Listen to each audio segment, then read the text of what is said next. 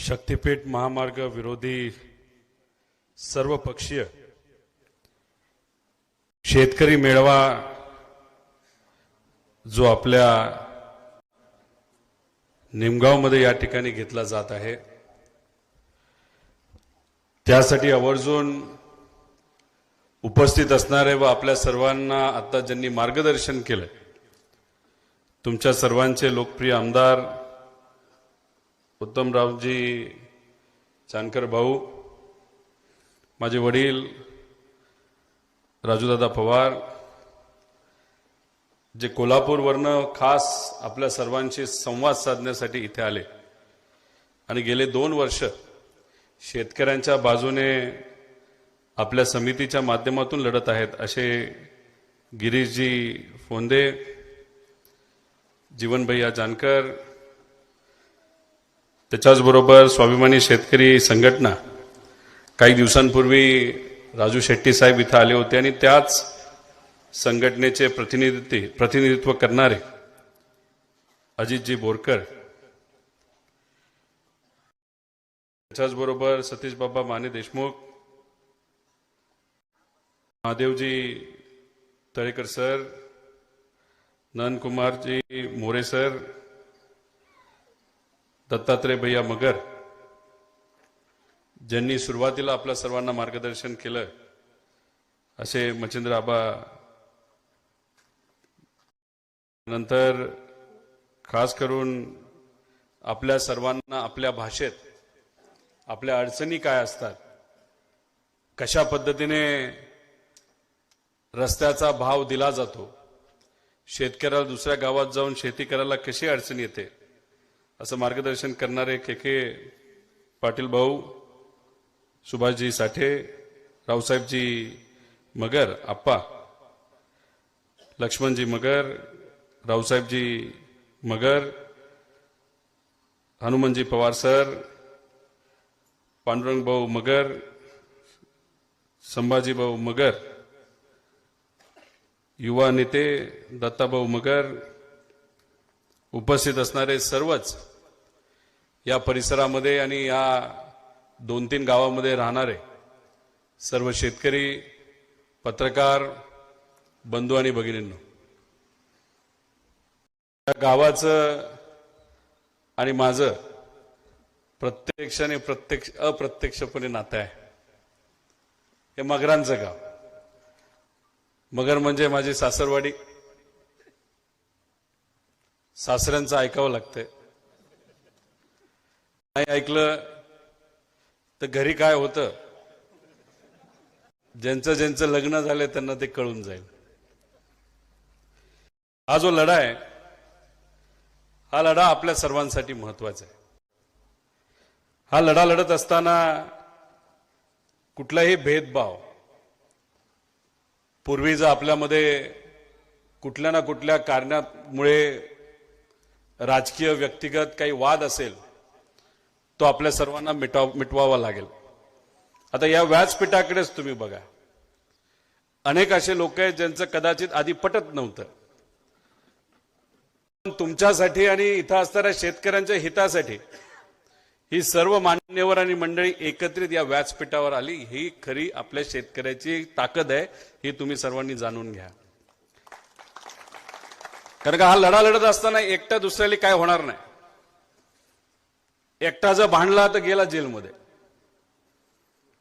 एकटा जर भांडायला गेला तर लाठीचार्ज केला जाईल, एकटा भांडायला गेला तर जुनं काहीतरी कुठलं तरी चूक एखादी केली असेल ती बाहेर काढली जाईल आणि त्याच्यावर कुठलं ते कलम तुमच्यावर टाकलं जाईल. पण तुम्ही एक गाव म्हणून, 4 गावं म्हणून, 5 गावं म्हणून हजारो लोक जेव्हा एकत्रित येणार, कुणीही येणार नाही, कुणीही तुम्हाला हात सुद्धा लावणार नाही, तुमच्या केसाला सुद्धा धक्का लावणार नाही, हे मी तुम्हाला त्या ठिकाणी सांगतो. ही एकीची ताकद आहे. आणि जर चुकून कुणी आलंच तर तुमचे आमदार तर तुमच्या बरोबर आहेतच, पण मी आज या ठिकाणी शब्द देतो, शेतकऱ्यांवर जर अन्याय होत असेल तर त्या ठिकाणी तुमच्या या लढ्यामध्ये हा कार्यकर्ता सुद्धा 100% तिथं असणार म्हणजे असणार. ज्या शेतीबद्दल आणि ज्या जागेबद्दल आपण सर्वजण बोलतोय, ती जागा कोणाची हो? सरकारची का तुमची? तुमची का सरकारची आहे का? इथूनच सुरुवात आहे आपली, कोणाची आधी शोधायला लागा. तुमची जागा आहे का नाही? शेतात ऊस असेल, कुणीतरी केळी लावली असतील, कुणी कुठलं तरी फळाचं पीक घेतलं असेल. बरं चला ऊसाच्या बाबतीत आपण बोलू. 3-4 कारखाने इथून ऊस घेऊन जात असतील. बरं एकाली समजा 3000 भाव दिला, एकाली 2900 भाव दिला, एकाली 3100 भाव दिला. ऊस कोणाला देणार? ऊस कोणाचा आहे? शेती कोणाची? तुमची. शेतात कष्ट कोण करतं? तुम्ही. खर्च कोण करतं? तुम्ही. कोण पिकवतं शेतामध्ये? आपल्याच, तुम्हीच. मग शेतामध्ये जे पिकतं त्या पिकाला चांगला भाव मिळावा याची कोण ठरवतं? तुम्हीच. बरं मग या परिस्थितीमध्ये या हायवेच्या बाबतीत हायवे मंजूर करत असताना तुमच्याशी चर्चा कुणी केली का? कुणी बोलवलं का? चला बसूया, चर्चा करूया, असं असं काहीतरी हायवे येणार आहे का? तुमच्या आमदार साहेबांना तिथं विश्वासात घेतलं होतं का? खासदार साहेबांना विश्वासात घेतलं होतं? कोणालाही विश्वासात घेतलं होतं का? म्हणजे असं काहीतरी लोक विचार करतात, नाही तर हे नेते विचार करतायत की सरकारी जमीन तर आपली आहेच, पण इथं असणाऱ्या सामान्य शेतकऱ्याची सुद्धा जमीन आपलीच, असं कुठेतरी काही नेते तिथं विचार करतायत. आणि हा जो विचार आहे ना, खोटा विचार, नाही तर अहंकारचा विचार, हाच कुठेतरी या लढ्यातून आपल्याला मोडून काढायचं आहे. हे तुम्ही त्या ठिकाणी जाणून ठेवा. आपण जर लढलो नाही ना, तुम्हाला काय मिळणार नाही. धोरण काय म्हणता माहिती का? 2 पट रेडी रेकनर. तुम्ही म्हणाला हो तो कुठला तरी पालखी मार्ग गेला, लय भारी रेट मिळाला. पण पालखी मार्ग जो केला गेला तो आहे त्या मार्गावरच तो वाढवण्यात आला होता. आणि अनेक वर्षांपासून तो मार्ग तिथं असल्यामुळे त्या जमिनीचे भाव आधीच वाढले होते. आणि म्हणून त्याला जेव्हा 2 पट केलं गेलं तेव्हा त्यांना जास्त भाव मिळाला. बरं आता तुमच्यातून जो हा शक्ती मार्ग चालू आहे, शक्तीपीठ मार्ग जो जाणार आहे, आता रस्ता आहे का? मग कसा भाव मिळणार तुम्हाला? एक तर हा रस्ता झाला नाही पाहिजे. बस जर करायचाच असेल तर प्रत्येक शेतकऱ्याला विश्वासात घेतल्याशिवाय, प्रत्येक शेतकऱ्याला त्याला लागेल तो भाव मिळाल्याशिवाय हा रस्ता आम्ही होऊन देणार नाही.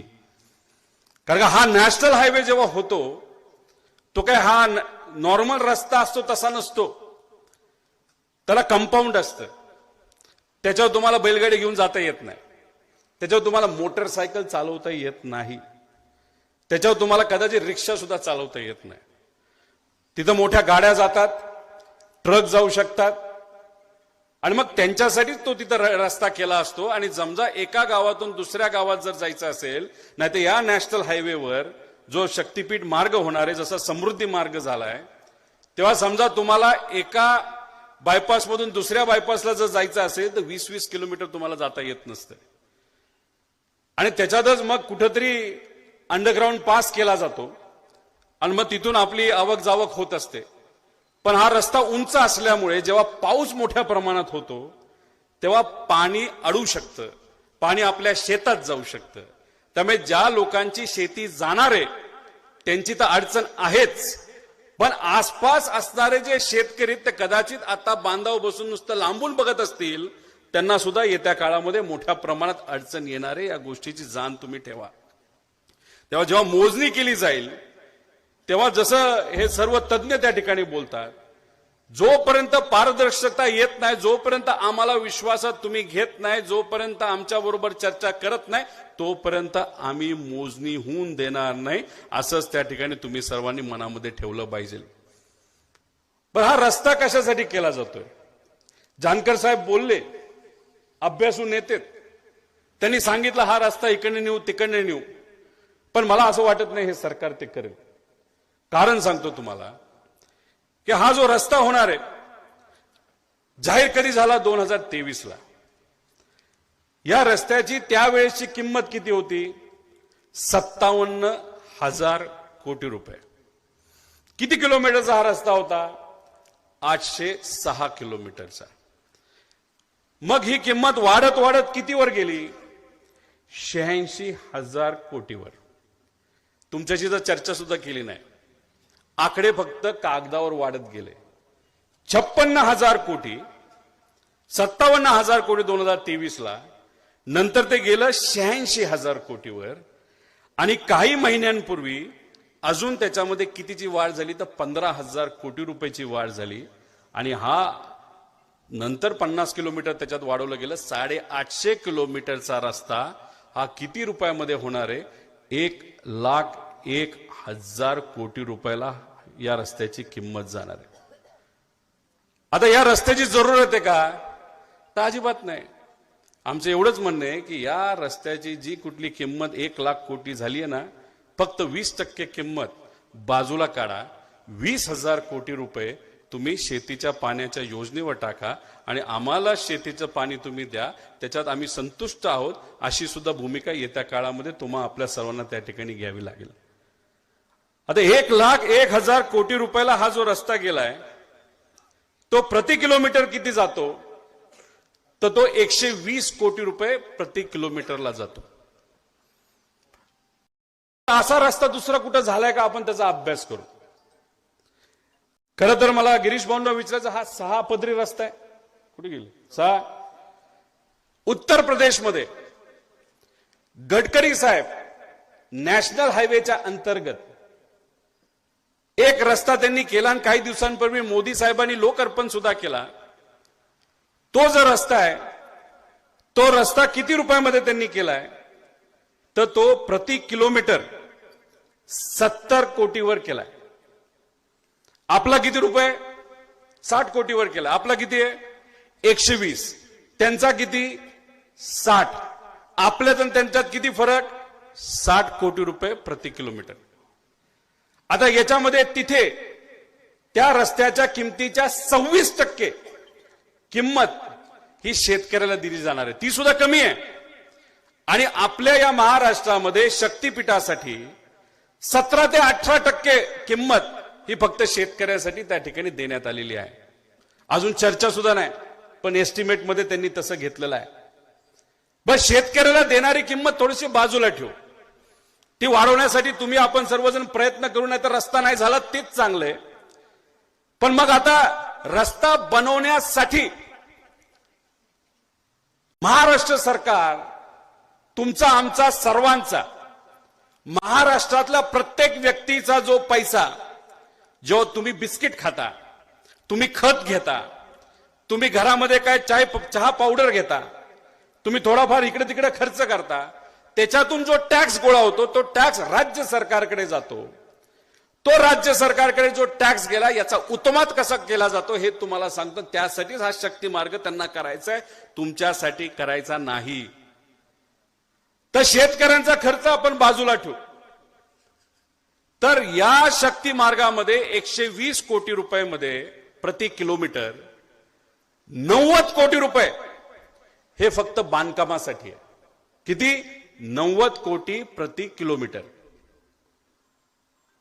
आणि तोच उत्तर प्रदेशमध्ये 8 पदरी रस्ता, आपला शक्तीपीठ 6 पदरी आहे.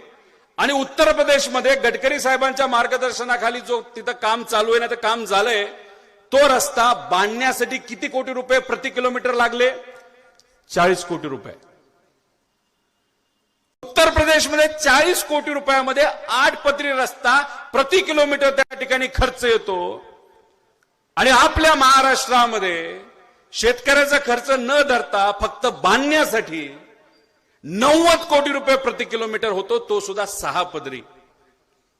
म्हणजे हा दोघाचा फरक जर काढला तो येतो 50 कोटी रुपये.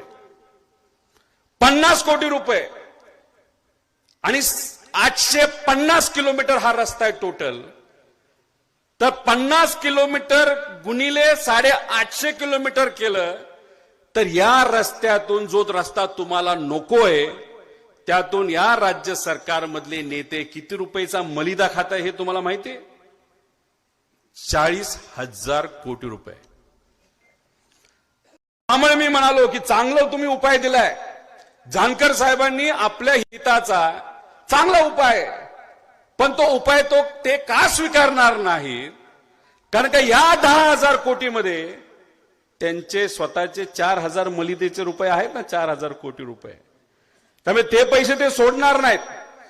त्यामुळे हा रस्ता तुमच्यावर का लादला जातोय त्याचं मुख्य कारण आहे, त्याच्यातून सरकारमध्ये असणाऱ्या नेत्यांना 40,000 कोटी रुपये हे काढायचे.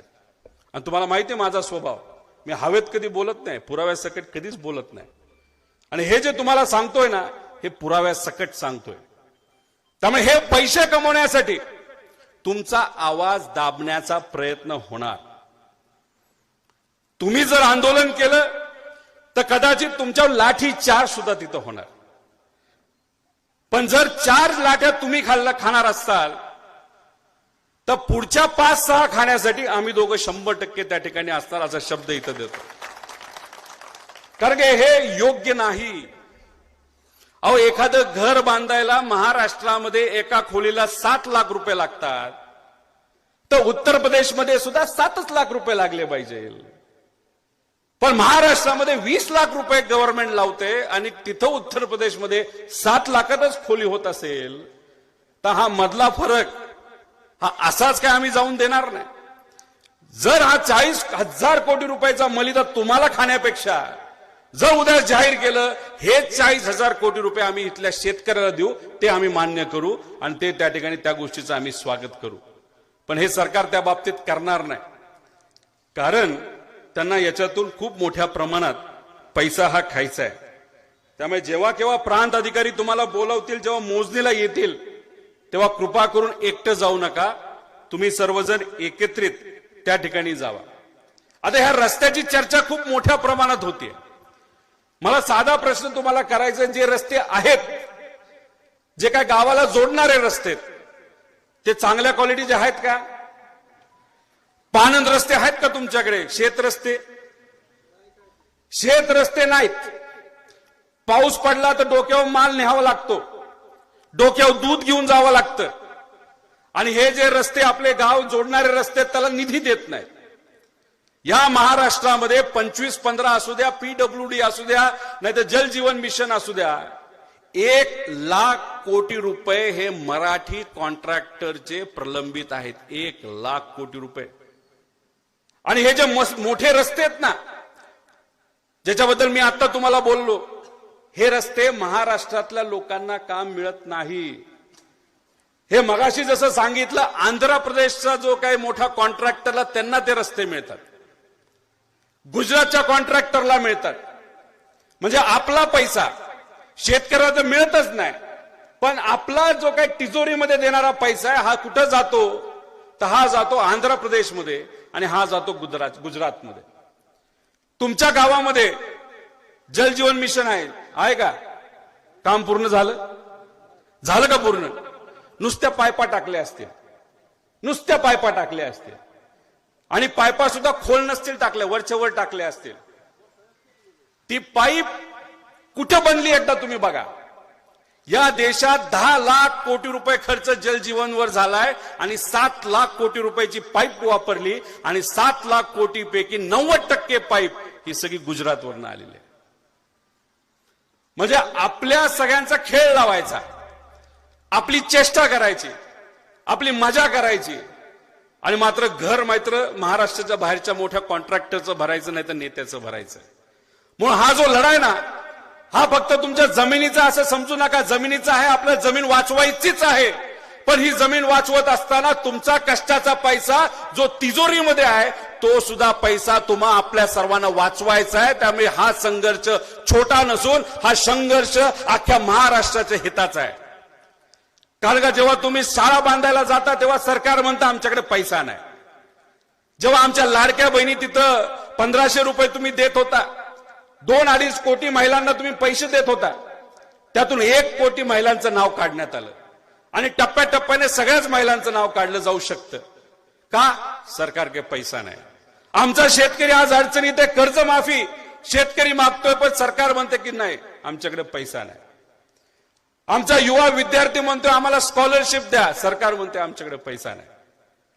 आम्हाला हे जे गावाला जोडणारे रस्ते द्या, आम्हाला पानंद रस्ते करू द्या, आम्हाला ग्रामपंचायत मध्ये 25-15 द्या, पण सरकार म्हणते आमच्याकडे पैसे नाही. पण मग शक्तीपीठ मार्ग करायला मात्र पैसा आहे तुमच्याकडे का? कारण का तिथं छोट्या छोट्या कॉन्ट्रॅक्टरला भेटायला लागत नाही. 1-1 कोटी काम जर छोट्या छोट्या कॉन्ट्रॅक्टरला दिलं ना, त्याला बोलून 10% घेणं सोपं नसतं. बघा ना तुम्ही, 1 लाख कोटी रुपये जर छोट्या छोट्या कॉन्ट्रॅक्टरला दिलं तर 1000 लोकांना घरी बोलवावं लागेल आणि 1 लाख लोकांना घरी बोलवावं लागेल, म्हणेल 10% द्या. पण ह्या मोठ्या कॉन्ट्रॅक्टरला ज्याला 1-1 लाख कोटीचं काम दिलं जातं, त्याला एका बैठकीमध्ये 20-30 हजार कोटी रुपयाची डील होती. आणि ही गोष्ट तुम्ही जाणली पाहिजे. म्हणून हे सरकार आपल्या सर्वांना गृहीत धरते. त्यांना काहीतरी तिथं कमवायचंय, त्यांना त्यांची मैत्री जपायची. म्हणून तुम्हाला गृहीत न धरता, तुम्हाला विश्वासात न घेता त्या ठिकाणी ते तिथं ह्या सगळ्या गोष्टी करत आहेत. तुम्हाला डिझेल मिळतं का वेळेवर? मला माहित नाही तुम्हाला मिळतं का नाही. मी बुलढाण्याला गेलो होतो, माझ्याच गाडीत टाकायला मला डिझेल नाही मिळालं. आता ही जबाबदारी कोणाची आहे? ही सरकारची आहे. तुम्हाला तुमचं ऐकून घेण्याची जबाबदारी सरकारची. तुम्हाला आलेली अडचण समजून घेण्याची जबाबदारी सरकारची. तुम्हाला अडचण आली असेल तर ती जबाबदारी सोडवायची कोणाची? सरकारची आहे. पण जेव्हा ह्या सगळ्या अडचणी येतात तेव्हा एक मोठा नेता येतो आणि आपल्याला म्हणतो तेल खाऊ नका, डिझेल कमी वापरा, खतं कमी वापरा. आता खतं कशी कमी वापरायची? त्यामुळे हे जे काय आहे हे शब्दाचा खेळ आहे. त्यामुळे या विषयामध्ये थोडंसं लक्ष तुम्हा आपल्या सर्वांना घालून द्यावं लागेल. हा विषय आम्ही अधिवेशनात अनेक वेळा घेतलेला आहे. याचा विरोध केला, त्याचं मुख्य कारण म्हणजे याच्यामध्ये मोठ्या प्रमाणात भ्रष्टाचार आहे. त्यामुळे हे जे काही लोक म्हणतात की झाडं लावू वगैरे, नाही, ते जीपीएस बघतात. ते म्हणजे 2022 हे बघतील, काय म्हणतात त्याला, गुगल सॅटेलाइट. त्यामुळे तुम्ही झाडावर पण खर्च कराल आणि जर 2022-23 ला झाडच दिसलं नाही तिथे तर पैसे कसे मिळायचे तुम्हाला? मला माहित नाही फॅड कोणी काढले. अहो, तुमची जमिनीची साठी तुम्ही लढताय. तुम्हाला हे माहिती आहे का, महापराक्रमी माणूस आहे नाशिकचा. कोण आहे सगळ्यात फेमस नाशिकचा आजचा माणूस? खरात. अरे काय माणसं फेमस होतात राव, आणि कशासाठी फेमस होतात? अहो, हा खरात भोंदू बाबा, त्याला स्वतःच्याच भविष्याचं माहित नव्हतं, पण त्याला हे मात्र माहित होतं की इथं शक्तीपीठ मार्ग चाललाय. भविष्याचं माहित असलं असतं तर पळून गेला असता का नसता? त्याच्या आधी पकडला त्याला. आणि त्याने काय केलंय, कळमण नावाचं कुठलं तरी गाव आहे का सोलापूरमध्ये कुठेतरी आहे, तिथं 11 एकरापेक्षा जास्त जमीन त्याने घेतली, पूर्वीची अलाइनमेंट. आता नाशिकचा भोंदू बाबा, त्याला काय माहिती सोलापूरमध्ये शक्तीपीठ मार्ग कुठं जाणार आहे? कसं माहिती असेल त्याला? कसं माहिती असेल या भोंदू बाबाला? कुणीतरी सरकारमधलं सांगितलं असेल ना की जा तिथं जमीन घे. जमीन घेतली असेल 2 लाख रुपयाला. आता किती रुपयात ती विकली जाईल सरकारला माहित नाही. तुम्ही तरी लक्ष देऊन आहात, पण बऱ्याच जिल्ह्यांमध्ये, बऱ्याच गावामध्ये तिथं काही लोकांनी जमिनी शेतकऱ्याकडनं फुकटात नाही तर स्वस्तात त्या ठिकाणी घेतलेल्या आहेत आणि त्याच्यावर ते पैसे तिथं कमवणार आहेत. या छोट्या छोट्या पण महत्वाच्या विषय आहेत. आणि त्याच्याच बरोबर मगाशी सांगण्यात आलं की कोल्हापूरमध्ये जेव्हा इलेक्शन चालू होतं तेव्हा तिथं जाहीर करण्यात आलं, जेव्हा विरोध झाला शेतकऱ्याकडनं, आम्ही हा मार्ग होऊन देत नाही. आणि इलेक्शन संपलं की लगेच दुसऱ्या दिवशी नाही आता हा मार्ग होतोय. म्हणजे इलेक्शनच्या आधी वेगळा शब्द आणि इलेक्शन झाल्यानंतर वेगळा शब्द. जर रंग बदलणारे हे लोक असतील, जर हे नेते असतील, तर उद्या जाऊन तुम्हाला दिलेला शब्द जर कागदावरच नसेल तर तुम्ही विश्वास ठेवून कसं चालणार? आज काहीच कागदावर नाही, फक्त गट सांगण्यात आलेले की हे गट या रस्त्यात जाणार आहेत. अरे पण किंमत तर सांगा, कसं होणार आहे? घराला किंमत किती देणार? विहिरीला किंमत किती देणार? खरंच आम्हाला रस्ता पाहिजे का नाही पाहिजे?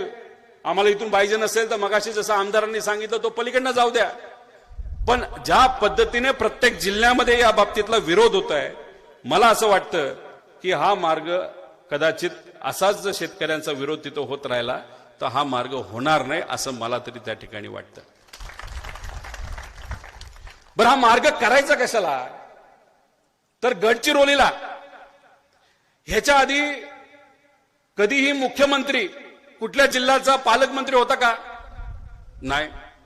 पण उठसूट जो मुख्यमंत्री बनतोय ते पालकमंत्री बनतात गडचिरोलीचा, बरोबर ना? गडचिरोलीला काय माहितीये का जमिनीखाली लय महागडं खनिज आहे, लोखंड आहे, बरंच काय. आता हा जो मार्ग आहे तो मार्ग तिथून जो निघतो डायरेक्ट गोव्यापर्यंत जातो. गोव्यापर्यंत का? तिथं समुद्री पोर्ट आहे. म्हणजे तिथं खनिज जे निघणार ते या रस्त्यावरनं डायरेक्ट कमी वेळात जाणार कुठं? गोव्याला. म्हणजे फायदा कोणाला होणार? ती जी खानवाली कंपनी आहे ना तिथली गडचिरोलीची प्रायव्हेट, त्या कंपनीला त्याला फायदा होणार. त्या कंपनी कुठलं ते नाही लॉइड JSW आणि लॉइड काय ते नावाचे. म्हणजे त्याचे ट्रक आज समजा 12 तासात पोहोचतात, त्यांचे ट्रक 8 तासात पोहोचणार. तर पैसा तुमचा वाचणार का त्यांचा वाचणार? त्या खनिज कंपनीचा पैसा वाचणार. आणि त्यांना ह्या सगळ्या गोष्टीचा फायदा व्हावा म्हणून हा रस्ता तिथं करण्यात येतोय. अशी प्रकारची चर्चा ही त्या ठिकाणी आहे. आणि ह्याला पर्यायी मार्ग आहे हो. शक्तीपीठ महामार्ग हा विदर्भ आणि मराठवाड्यातील समृद्धी महामार्गाला जवळपास समांतर आहे. जर समृद्धी महामार्गावर तुम्ही 60,000 कोटी रुपये जर लावले असतील, कधी तुम्ही जावा, तासाला फक्त 10 ते 12 गाड्या जातात, त्याच्यापेक्षा जास्त जात नाहीत. मग कशाला बांधला? ठीक आहे बांधला, त्यात 6,000 कोटी रुपये तुम्ही काढले. मग हा अर्धा रस्ता जर समांतर तिथून असेल तर त्या भागात आपल्याला या गोष्टीची करायची जरूरत नाही. आणि त्यामुळे त्याच्याच बरोबर तुम्ही जर बघितलं तर नागपूर तुळजापूर आणि नॅशनल 166 रत्नागिरी कोल्हापूर हा मार्ग सुद्धा आधीच उपलब्ध आहे. म्हणजे हे तिन्ही मार्ग एकत्रित केले तर शक्तीपीठ मार्गाची जरूरत नाही, अजिबात जरूरत नाही. पण तरी ह्यांना हे करायचंय. आम्ही कितीही बोललो, आम्ही लढणार, संघर्ष करणार, पण जोपर्यंत तुम्ही सर्वजण एकजुटीने या संघर्षामध्ये उतरत नाहीत तोपर्यंत त्याचा फायदा होणार नाही. सुपीक जमीन तुमची सुपीक आहे का नाही, चांगली आहे का नाही, त्याच्यावर घर चालतं का नाही चालत, अशी जमीन या रस्त्यामध्ये त्या ठिकाणी जाणार आहे. काय काय ठिकाणी पुराची परिस्थिती नाही तर धोका हा येत्या काळामध्ये वाढणार आहे. पर्यावरणाला तर धोका होणारच आहे. त्यामुळे याच्यामुळे कुठं ना कुठेतरी एक तर सरकारला नाही तर या आपल्या तिजोरीवर 86,000 1 लाख कोटीचा बोजा तर चढणारच आहे.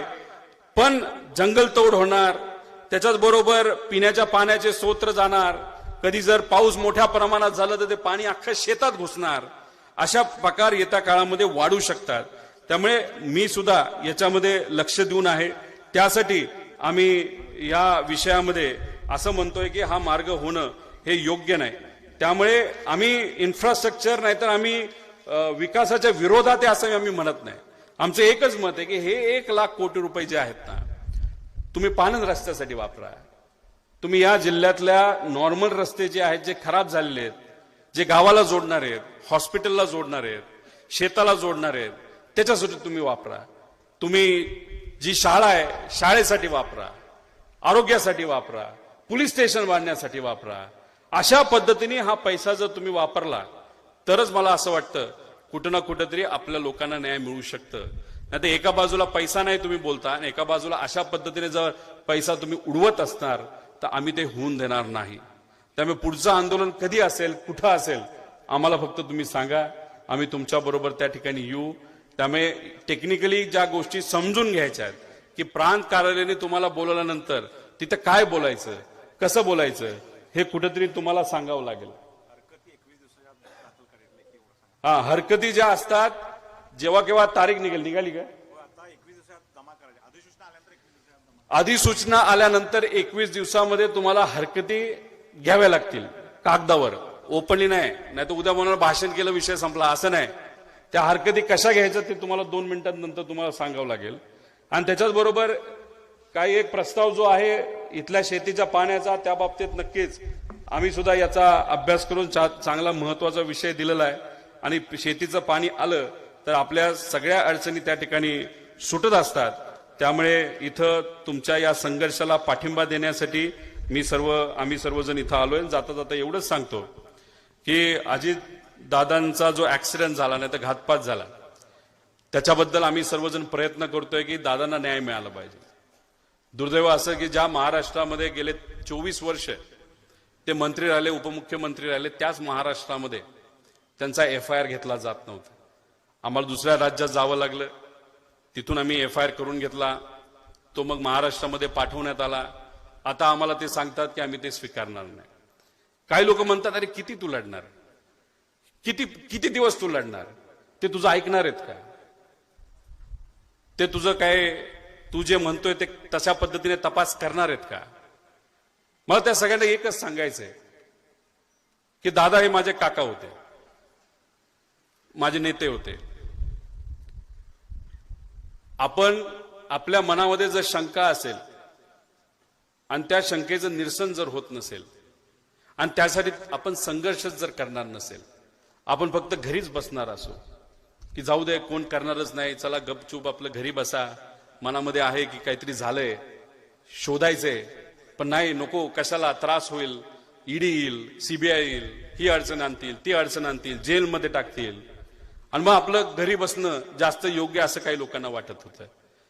मला त्यांना एकच सांगणे, माझा काका गेलाय, माझा नेता गेलाय, आणि मग माझ्या काकासाठी नेत्यासाठी जर लढणार नसेल तर उद्या जाऊन एखादा शेतकरी आला, एखादी महिला आली, एखादा युवा आला, एखादा विद्यार्थी आला, एखादे वडीलधारी आले आणि म्हणाले की आम्ही अडचणीत आम्हाला मदत करा, आमच्यासाठी संघर्ष करा. अरे पण काकासाठीच जर आम्ही लढलो नसेल तर सामान्य लोकांसाठी कसं लढणार? आणि त्या भूमिकेतून दादांच्या बाबतीत जे काय घडले ते आम्ही शोधल्याशिवाय राहणार नाही. जसं दादांसाठी प्रामाणिकपणे आम्ही लढत आहोत, तसं तुमच्या सर्वांसाठी उद्या जाऊन महाराष्ट्रात कोणालाही काही अडचण असेल तर आम्ही सर्वजण मिळून तुमच्या हितासाठी आणि महाराष्ट्र धर्माचं संरक्षण करण्यासाठी तिथं लढू, असा विश्वास प्रामाणिकपणे या ठिकाणी देतो आणि तुमच्या या लढ्यामध्ये कायमस्वरूपी तुमच्या बरोबर आहे असा शब्द देतो आणि थांबतो. जय हिंद, जय महाराष्ट्र, रामकृष्ण हरी. धन्यवाद आदरणीय दादा.